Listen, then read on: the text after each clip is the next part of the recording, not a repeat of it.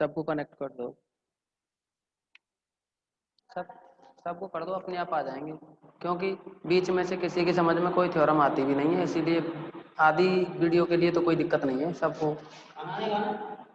वो जाओ मैडम तुम।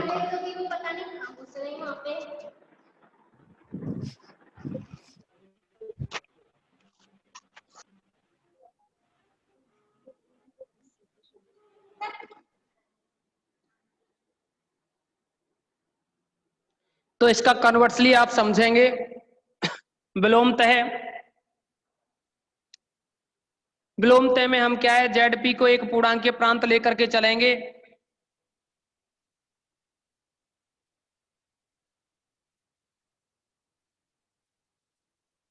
माना जेड पी एक पूर्णांकीय प्रांत है,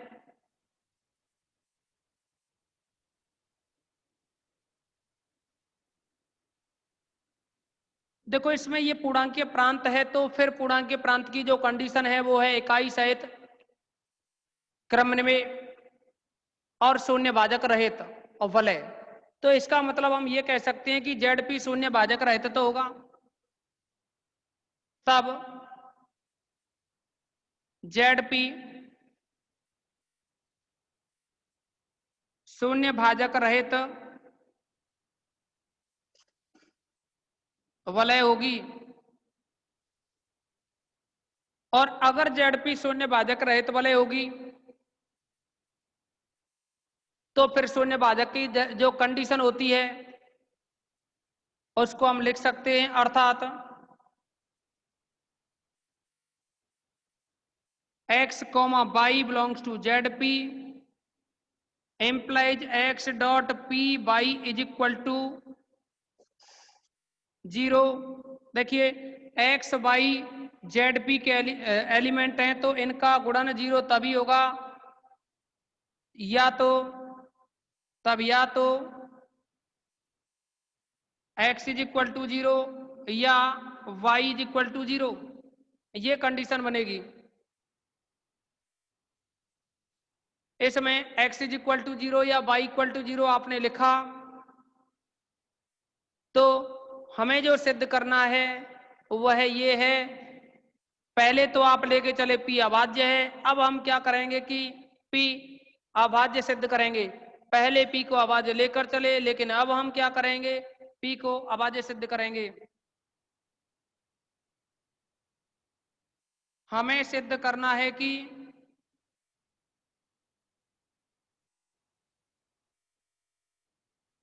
p अभाज्य है। p को अभाज्य सिद्ध करने के लिए हम विरोधाभास का उपयोग करेंगे कि संभव हो तो माना p भाज्य है।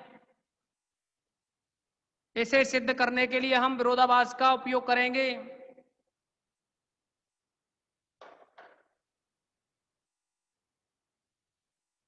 और वो है संभव हो तो माना p भाज्य है।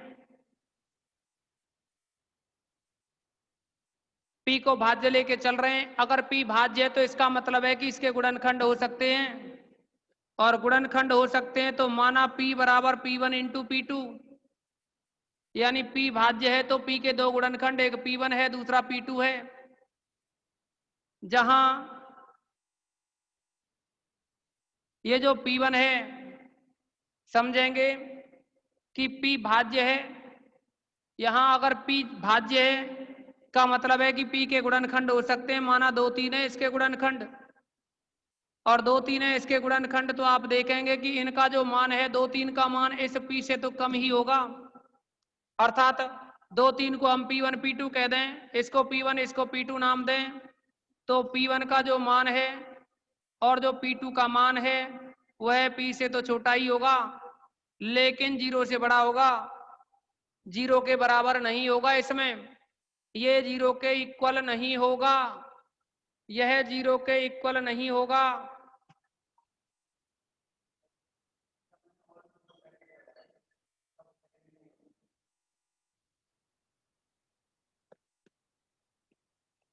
हाँ, तो हम बात कर रहे थे कि P1 और P2 के मान हैं वो P से तो छोटे होंगे, लेकिन जीरो से कैसे होंगे, ये बड़े होंगे, जीरो के बराबर नहीं होंगे।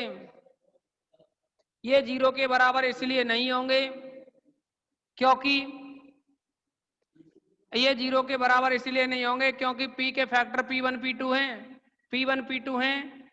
P के जो गुणनखंड हैं वह P1 और P2 हैं, और क्योंकि ये किसी संख्या के गुणनखंड हैं तो जीरो किसी भी संख्या का गुणनखंड नहीं माना जाता, इसीलिए P1 P2 के जो गुणनखंड हैं वो जीरो नहीं हो सकते, यानी P1 P2 के जो मान हैं वह जीरो नहीं हो सकते। अब क्योंकि P1 और P2 का जो मान है वह P के बराबर है, तो अगर हम यहां से P1 और P2 का अगर गुणा करें, क्योंकि हमने माना है ये P के बराबर है, अगर हम P1 और P2 का गुणा करें, यहाँ जो P1 और P2 थे, P1 और P2 थे जो, इनका मोड P संक्रिया के सापेक्ष डॉट P संक्रिया के सापेक्ष अगर गुणा करें तो P1 इंटू P2 आएगा, और यही P1 P2 फिर P के बराबर है। और इस देखिए P1 इंटू P2 समझोगे इसका दूसरी लाइन से, P1 इंटू P2 डॉट में P है, तो इसका मतलब हुआ कि इस P का भाग लगेगा इन P1 P2 में, और क्योंकि P1 इंटू P2 बराबर P ही है तो P अपॉन P करोगे तो पूरा पूरा भाग जाएगा, शेषफल जीरो आएगा। शेषफल कितना आएगा, जीरो।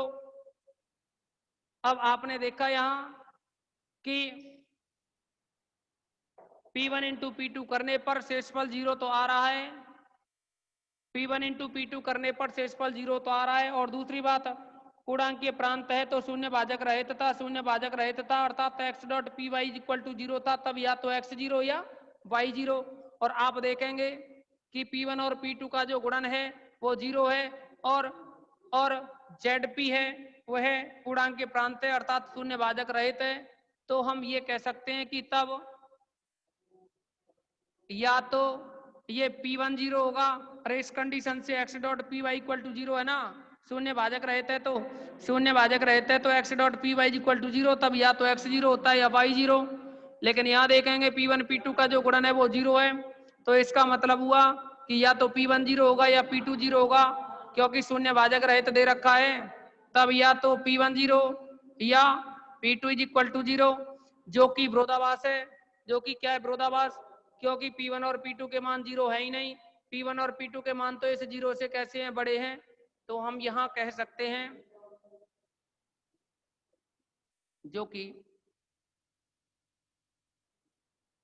विरोधाभास है,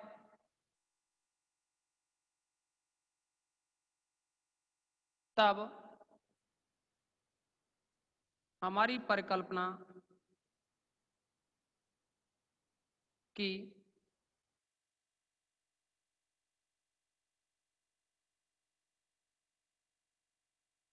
P भाज्य है गलत है, कि P भाज्य है गलत है। अगर ये गलत होगी तो फिर हम ये कह सकते हैं कि जो यहाँ ZP एक पूर्णांक, देखिए P भाज्य है गलत है, तो फिर हम यह कह सकते हैं कि P भाज्य नहीं है, तो यानी अभाज्य है, इसीलिए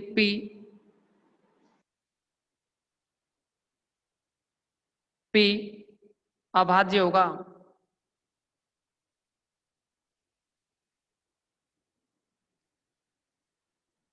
P अभाज्य है। ये आपकी थ्योरम कंप्लीट होती है। अब इसमें कुछ डेफिनेशंस की बात करते हैं हम पहले, इसके बाद एक थ्योरम आएगी। देखिए अभी थ्योरम्स तो और भी हैं, थ्योरम नंबर 6 है।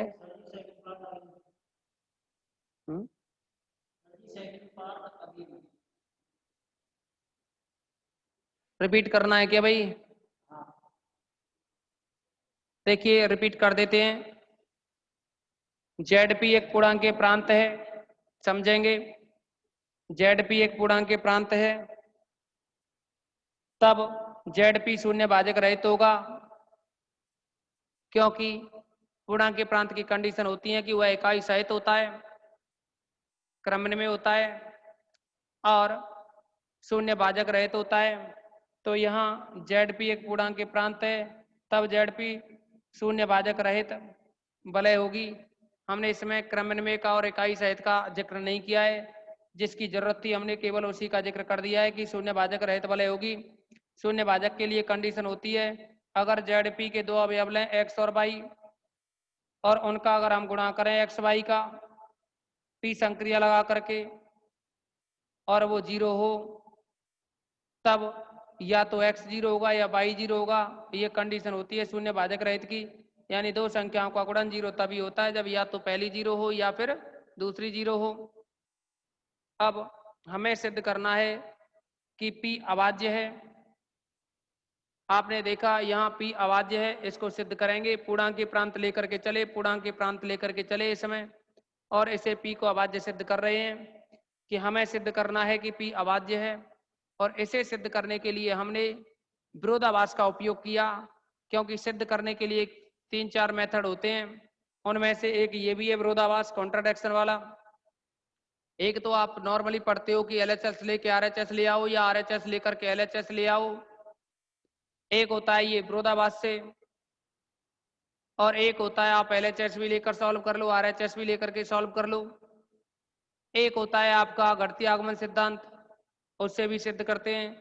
लेकिन घटती आगमन सिद्धांत क्या है, इसमें नहीं लगाया हमने, केवल इसको हमने विरोधाभास वाली कंडीशन से इजी हो जाएगा, इसीलिए विरोधाभास वाली कंडीशन का उपयोग किया।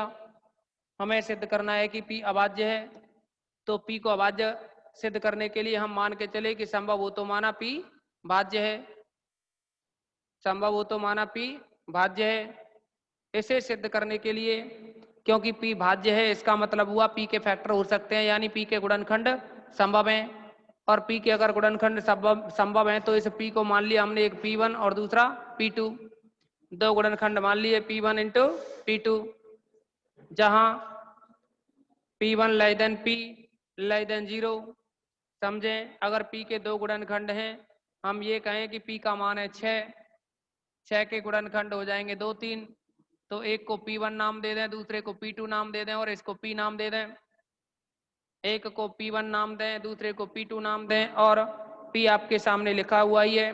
तो आप देखेंगे कि यहाँ ये दोनों गुणनखंड है ना p1 और p2, ये इस p यानी 6 से छोटे ही हैं। तो हमने यहाँ लिख दिया कि p1 और p2 है वो p से छोटे ही हैं। लेकिन किसी संख्या के आप गुणनखंड करोगे तो 0 थोड़ा ही आएगा, इसीलिए क्या है, ये 0 से बड़ा रहा, इसीलिए p1 p2 क्या रहे, 0 से बड़े रहे। और अगर 0 से बड़े हैं ये मान, तो आप देखेंगे यहाँ कि अगर हम, वैसे तो दे रखा है ये वाली कंडीशन कि शून्य भाजक रहित है, शून्य भाजक रहित दे रखा है ना आपके लिए, यहाँ लिख दिया है ना शून्य भाजक रहित है। तो हमने p1 इंटू p2 किया, p1 इंटू p2 करोगे तो आप इसको नॉर्मली p1 p2 लिखें, नॉर्मली p1 p2 लिखें। इसका मतलब हुआ, देखिए p1 डॉट p और p2, इसका मतलब हुआ कि p1 p2 में p का भाग लगेगा। इसका मतलब हुआ p1 जो p1 p2 है वो बराबर है p के, तो p में p का भाग लगाओ, p में p का भाग लगाओगे शेषफल 0 आएगा, इसीलिए लिख दिया शेषफल बराबर 0, शेषफल बराबर 0। और जब ये शेषफल 0 हो गया तो तब यहाँ तो हमने बता दिया कि इनका गुणन है वो 0 है, और 0 है और ये शून्य भाजक रहित है दे रखा है, तो इसका मतलब हुआ तब या तो p1 0 होगा या p2 0 होगा। लेकिन आप देखिए p1 p2 तो क्या है, 0 से बड़े हैं, तो ये इस बात का विरोधाभास हो जाएगा, जो कि विरोधाभास है। तब हमारी परिकल्पना कि p भाज्य है गलत है, और गलत है तो क्या होगा, p अभाज्य होगा। देखिए यहाँ इन दोनों स्टेप को, इस लाइन को, ये वाली लाइन है ना इतनी सी, आप इसको चाहो तो बुक के अकॉर्डिंग लिख सकते हो या फिर आप इस तरह से लिख सकते हो जो आपको बताया है। अब हम यहाँ कुछ डेफिनेशंस के बारे में जिक्र करेंगे। अब तो किसी को कोई डाउट्स नहीं है ना, जो समझाया।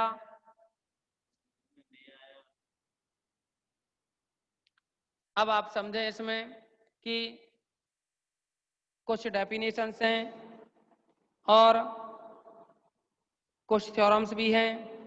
उनमें से थ्योरम नंबर जो 6 है, पहले थ्योरम नंबर 6 के बारे में डिस्कस करेंगे हम।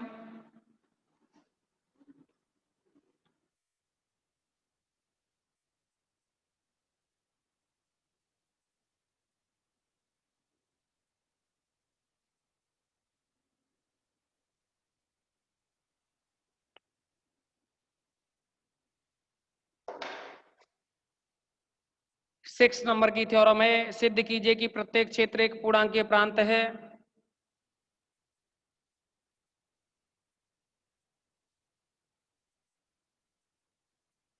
सिद्ध कीजिए कि प्रत्येक क्षेत्र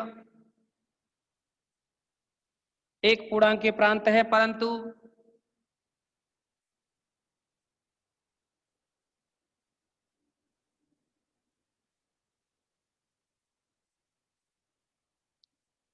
परंतु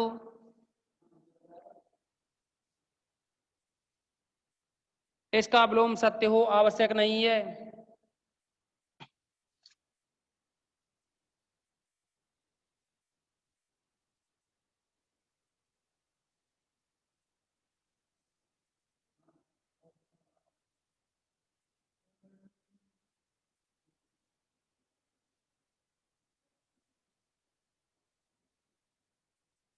तो जैसा कि आपसे कहा है कि प्रत्येक क्षेत्र एक पूर्णांकीय प्रांत है, कोई भी क्षेत्र है एफ, पूर्णांकीय प्रांत और क्षेत्र की कंडीशनों के बारे में अगर हम बात करें तो पूर्णांकीय प्रांत में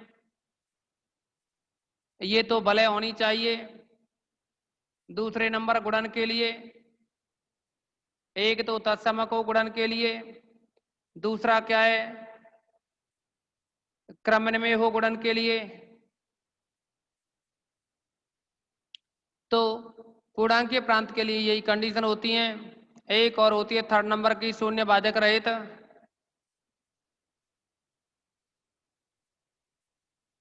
सॉरी, पूर्णांकीय प्रांत में क्या है, सबसे पहले कोई भी वलय हो, वही वलय सबसे पहले जो वलय होती है वही पूर्णांकीय प्रांत कहलाती है। लेकिन पूर्णांकीय प्रांत तभी कहलाएगी जब वह शून्य भाजक रहित हो और गुणन के लिए क्रमन्वय हो और तत्समक हो। अब देखिए इसमें क्षेत्र होने के लिए क्या है, पहली कंडीशन जो क्षेत्र एफ है वह प्लस संक्रिया के लिए आबेली ग्रुप हो। दूसरा तत्समक हो। अरे इन सबको तो यहाँ चलो अभी बाद में डिस्कस कर लेंगे इनके बारे में। दूसरा है एफ डॉट आबेली ग्रुप हो। तीसरा है बंटनता हो। अगर थ्योरम नहीं भी हो पाती है आज की मीटिंग में तो वो कल बात करेंगे, लेकिन इसमें आप समझ लो तुम्हें करना क्या है। और जैसे ही हम कंप्लीट कर दें तो आप क्या करोगे, इसका स्क्रीनशॉट ले लेंगे।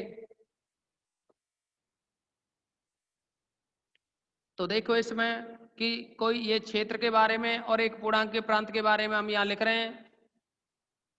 पहले इस क्षेत्र की कंडीशनों को कंप्लीट कर रहे हैं। आबेली ग्रुप का मतलब है योग के लिए समृत, साचर्य, तत्समक, प्रतिलोम, क्रमन्वय। ये 5 कंडीशन होती हैं। और यहां गुणन के लिए आबेली ग्रुप, इसके लिए भी 5 कंडीशन होती हैं। पहली है गुणन के लिए समृत, दूसरी है साचर्य, तीसरी है तत्समक, चौथी है प्रतिलोम, पांचवी है क्रमन्वय,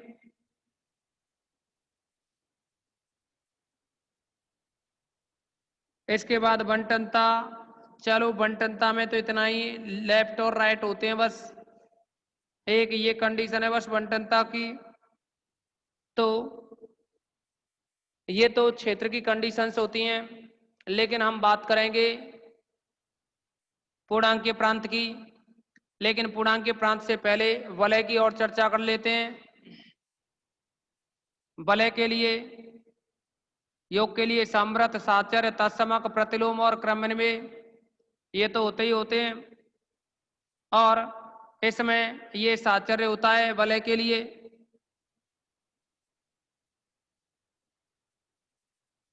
और एक ये बंटनता होती है वलय के लिए।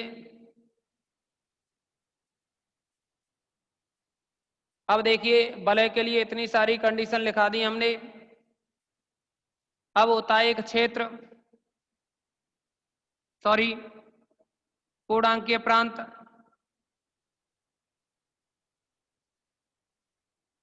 तो पूर्णांकीय प्रांत में भी क्या होता है? पूर्णांकीय प्रांत में एक तो सबसे पहले वलय होनी चाहिए, सबसे पहले वलय होनी चाहिए। अर्थात हम ये कहें कि सबसे पहले तो ये होना चाहिए पूर्णांकीय प्रांत में। दूसरी बात है गुणन के लिए तत्समक होना चाहिए। तीसरी बात है क्रमन में होना चाहिए। और चौथी बात अगर हम करें तो शून्य भाजक रहित और होना चाहिए। शून्य भाजक रहित पूर्णांकीय प्रांत होने के लिए शून्य भाजक रहित और होना चाहिए। तो अब आप लोग ही समझें कि जैसा कि हमसे कहा है कि सिद्ध कीजिए कि जो क्षेत्र है वह पूर्णांकीय प्रांत है। मतलब जो क्षेत्र होता है ना, ये क्षेत्र यहां से यहां तक की प्रॉपर्टी, यह एक पूर्णांकीय प्रांत होता है। अच्छा, अब आप समझेंगे कि पूर्णांकीय प्रांत हो जाएगा 100% क्षेत्र पूर्णांकीय प्रांत हो जाएगा, क्योंकि आपने देखा यहां कि समृत तो चलो वो चलता ही है हमेशा, क्योंकि संक्रिया दे रखी है तो समृत तो होता ही होता है। इनमें हम दोनों में समृत को नहीं भी लिखे तो भी समृत होना ही चाहिए, ये तो फिक्स है।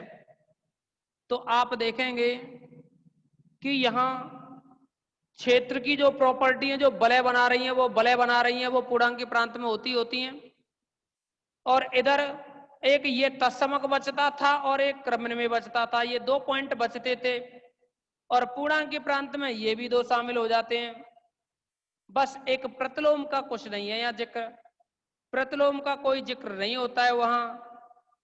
और क्षेत्र में प्रतिलोम होता है, किंतु पूर्णांकीय प्रांत में प्रतिलोम गुणन के लिए कोई जरूरी नहीं है। पर क्या होना चाहिए? शून्य भाजक रहित और हो जाना चाहिए। ये जो पूर्णांकीय प्रांत है इसके लिए क्या और हो जाना चाहिए? शून्य भाजक रहित। बस एक ही प्रॉपर्टी थोड़ा अलग करती है इनको। क्षेत्र में तो प्रतिलोम भी होता है, लेकिन पूर्णांकीय प्रांत में प्रतिलोम गुणन के लिए जो प्रतिलोम है इसकी कोई भी आपको आवश्यकता नहीं है। दोबारा से सुन लो, क्षेत्र में तो ये प्रतिलोम भी होता है गुणन के लिए, लेकिन पूर्णांकीय प्रांत में गुणन के लिए प्रतिलोम की आवश्यकता नहीं होती है। और पूर्णांकीय प्रांत होने के लिए एक ये शब्द है ना, शून्य भाजक रहित, इसकी आवश्यकता पड़ती है। और इसको प्रूव करना है बस हमें। यहाँ इस थ्योरम में हमें केवल और केवल ये बताना है कि ये जो क्षेत्र एफ है वह शून्य भाजक रहित है। अगर क्षेत्र एफ शून्य भाजक रहित हो जाएगा तो हम कह देंगे पूर्णांकीय प्रांत है, क्योंकि यही प्रॉपर्टी बस इसको अलग करती है, बाकी का और कोई डिफरेंस नहीं आता है। तो आप पहले इसका स्क्रीनशॉट लें सभी, और देखिए इसको थ्योरम को कंप्लीट तो हम कल की मीटिंग में कराएंगे, केवल आप इसका स्क्रीनशॉट लो, ठीक है ना? सबकी समझ में आ गया होगा ना ये बात? अरे जो भी आपको समझाया है सबकी समझ में आया ना? कुछ बता भी दिया करो भाई।